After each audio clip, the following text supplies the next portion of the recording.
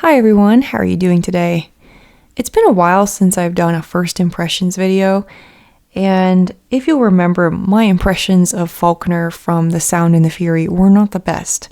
But last night, I settled down with Light in August, trying to get ahead of my August reading list, which is going to be pretty intense. Picking up several books of considerable size or attention needing to be given to them. But anyway, I thought, let me get started with Light in August here, just see how it goes. I've been in sort of a reading rut the last couple of weeks, so I had very low expectations. So what's this novel about, first of all? I'm going to read the back here. Light in August, a novel about hopeful perseverance in the face of mortality, features some of Faulkner's most memorable characters.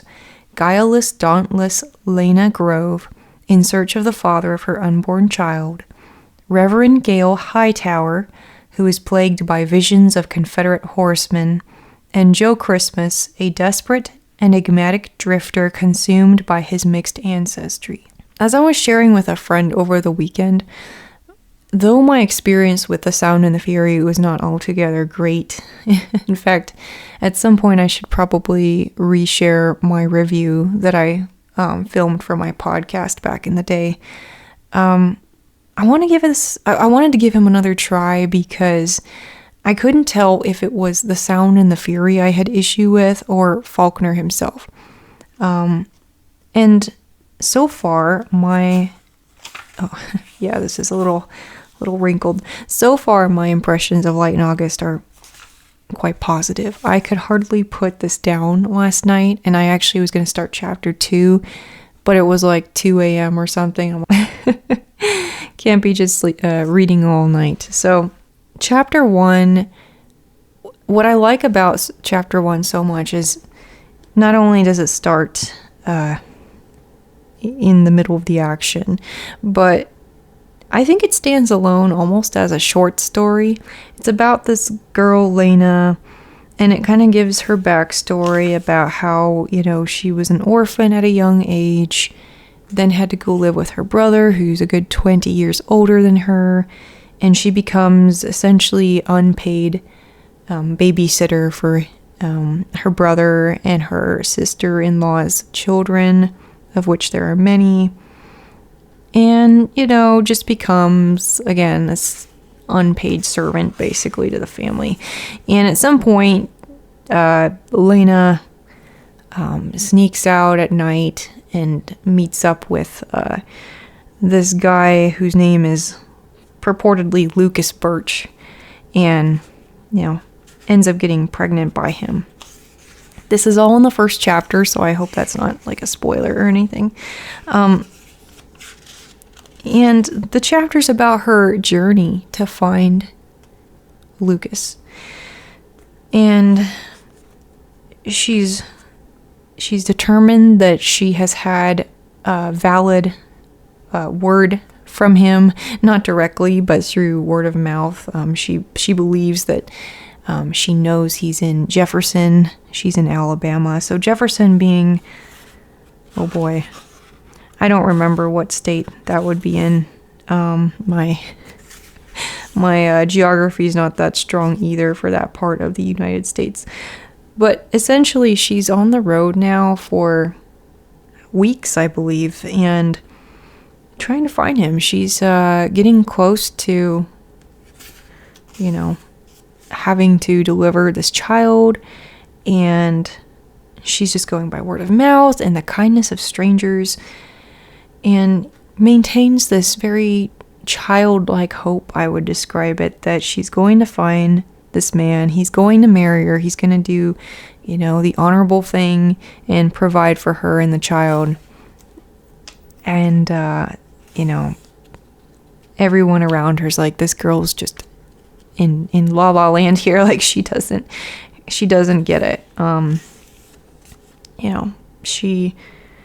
They don't really have any of her assurance that he's out there or that he's even going to own up to being the father of his child when she does show up. So you've got that interesting contrast right off the bat, these world-weary and understandably cynical people around her, and then the quiet and naive faithfulness of Lena on this journey to find her prospective husband. At some point, she meets this couple, the Armsteads. First, she meets Mr. Armstead, and he, it's kind of interesting how Faulkner describes the interactions between people in this book thus far. There is no warmth between strangers. Words of comfort and encouragement are not really in their repository of love languages, if you will, for their neighbors. It's more of like, there's not even a lot of eye contact between people talking to each other.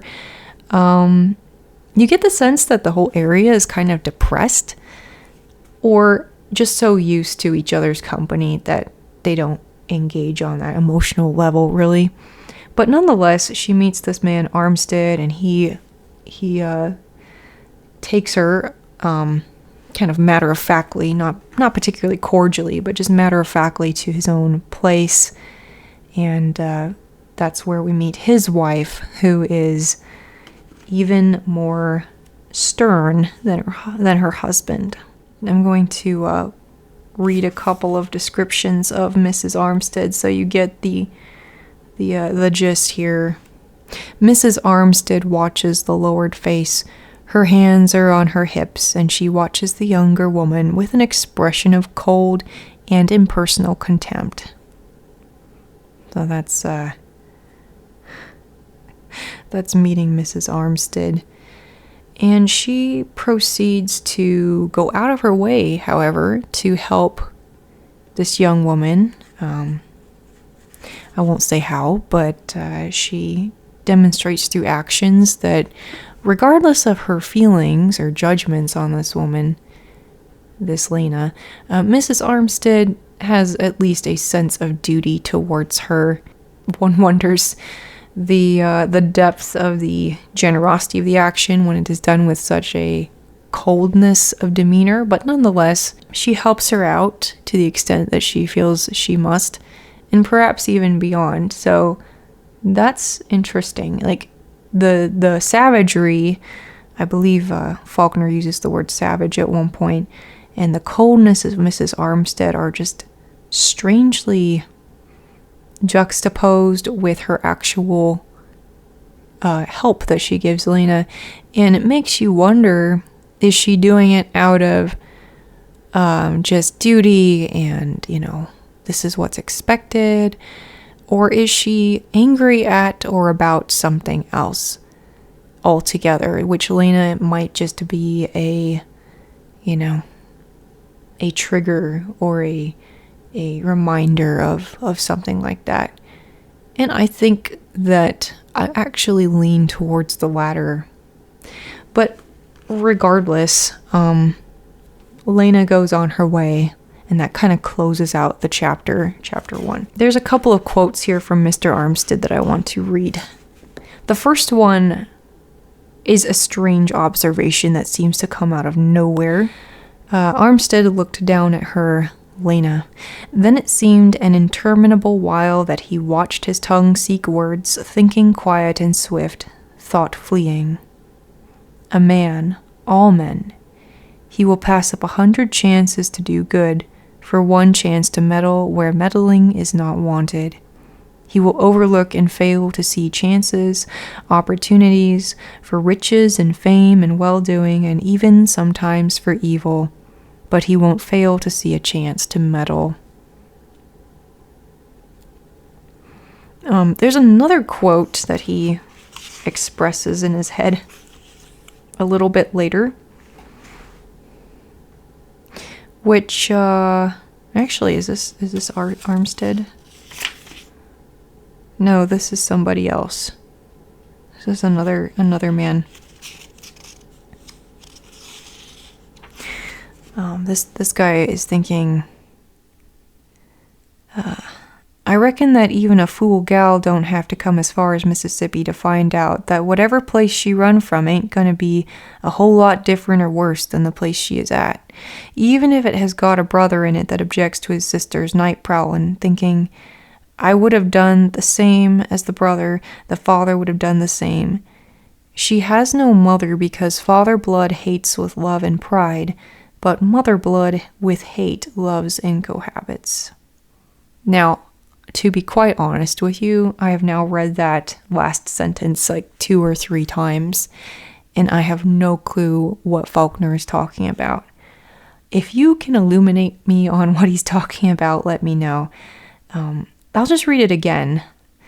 She has no mother because father blood hates with love and pride, but mother blood with hate loves and cohabits.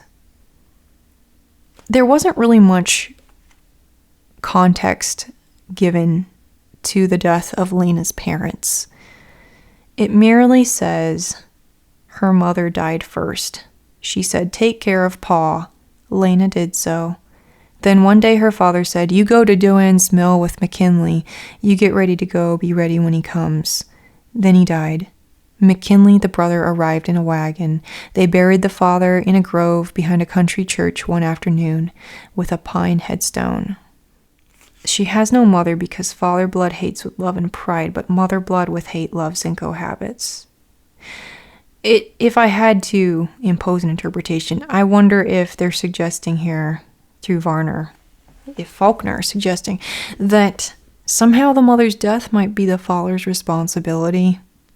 I don't know, though, if that's what he's talking about, so I leave that there as a peculiar quote to reflect on, and perhaps the novel will give us an answer as we go, or perhaps it's just something Faulkner threw out there.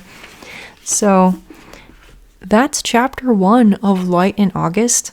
I don't know that I will be doing any more video check-ins, but I just wanted to share that as such a well-crafted and beautiful first chapter for a book. I don't know if it's going to get better or worse from here because, again, my experience with The Sound and the Fury was very strange and not altogether pleasant, but I don't know. I'm finding this to be hopeful so far. It's also easier to read. I'm actually quite invested in the characters just from the get-go, and it's sort of tragic, but it's not like so in your face, dark and grim and horrible like Sound and the Fury. So we'll see. Maybe there's light in August. Let's hope so. Thanks for watching, and I'll see you next time. Bye.